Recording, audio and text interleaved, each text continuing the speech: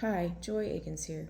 I wanted to jump on and talk about this shooting deaths in Minneapolis over the end of last week. Like many of you, I watched it over the weekend and heard the stories, and I wanted to jump on and talk about it, but it's taken me a few extra days because what I'm going to share here is intensely personal. Like many of you, I listen to politicians and others talking about prayer and guns and what we should do. And yes, prayer does work and is absolutely important. But what I didn't hear was people talking about the big lie that's been told to the American people for decades. This lie that you can actually change your gender. And it's perpetrated by a multi-million-dollar industry. They tell people, like this young man, that they can change their gender into something else. And I have personal experience with this big lie in my own family. My brother Randy was seeking help, and mental health care workers who were supposed to be helping him told him he could be a woman.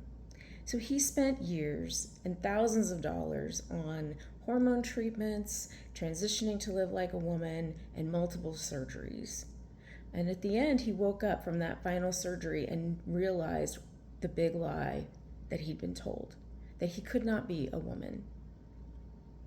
When he started asking questions and seeking help to reverse what had happened, nobody wanted to help him. The people that were supposed to love him abandoned him. And 2 years later, in an apartment, all by himself, he took his own life. And I lost my brother to the big lie. Lots of politicians have had opportunity to do something about this over the years, but instead they sat by and watched it and let it go on. And it took amazingly courageous people like Riley Gaines to step up and start calling it out what it is. Likely this young man was told the same thing, and his parents were probably told, if you just follow and if you don't do these things, he'll probably commit suicide. Well, he followed those things. And he committed suicide. And along the way, he took the lives of 2 really precious children and inflicted trauma on dozens more.